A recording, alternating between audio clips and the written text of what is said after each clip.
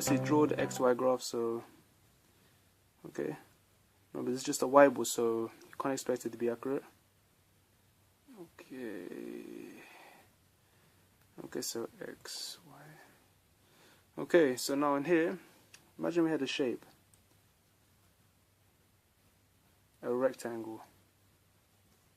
Okay, and first is right on coordinates, so we've got to say this is obviously 0, 0, so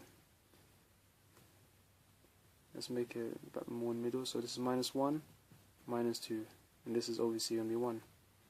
So first things first, let's just write down the coordinates for each part here. So we know this part is obviously 0, 0, so 0, 0. Now this side, what's happening? We're moving 2 across and we're not going up, so it's just going to be -2, 0. This corner will be -2 plus 1, so -2, 1. And this one's obviously going to just go up by 1, but it's not moving across, so it'll be 0, 1. Okay, so well, the point of this, the whole point of finding coordinates so we can see what happens as a translation. This is not very vital, but it may be needed.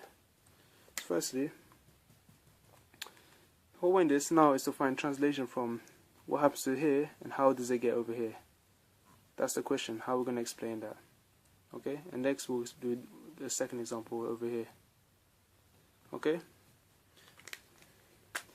to work this out, let me just write down the coordinates. Firstly, let's just say here is 2, 3, 4. Once again, we know that's 1. Here's obviously going to be 2. So first things first, what I'm interested in, how do we move, say from this bottom corner to this bottom corner? How does this shape become here? Firstly, just take one coordinate, so let's take 0, 0 because it's the easiest. How does it move from here to here? Well, firstly, we can see that it moves 1, 2, 3, 4 across to the right and 1 up. So to explain this transformation, we say that this shape has been translated by 4 to the x, by x 4, so 4 to the right and 1 up, so 1. So yeah, the answer for this question would be, from this shape to this shape, would be 4, 1. It's been translated by 4 to the right, 1 upwards. So yeah, that's pretty much what it represents.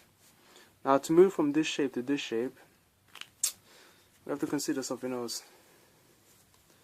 Well, now this time we're going down to the negative coordinates, so let's write down our negative coordinates. So we say we have -2 here, -3. Okay. Okay. So now, once again, from this corner to this corner, we gotta stick with the right corners. You can do this corner and that corner if you like, but always start with the easiest, which is 0, 0. So firstly, what happens from here to here? Well, we can see it moves 4 to the right again, but this time it goes down by -3. So our translation is written as 4 -3. Okay, really straightforward. Personally, I believe this is one of the easy examples, so hopefully you understand this, and well, definitely good luck for future examples.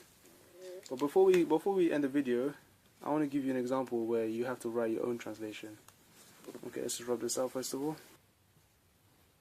So imagine we had a triangle, okay, and just say this coordinate, this is meant to be a straight line here, so don't get confused please.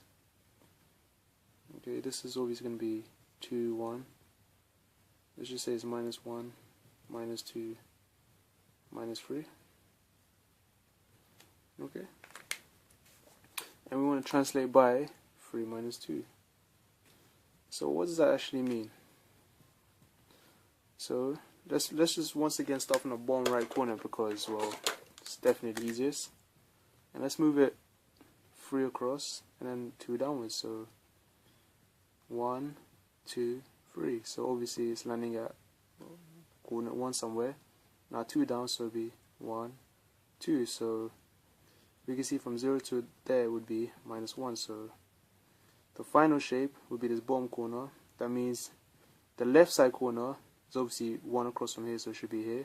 And the top corner should be here, so we can kind of guess that our final translation is here. So yeah, that's pretty much the gist of it. Any questions below, please let me know. Alright, so take care.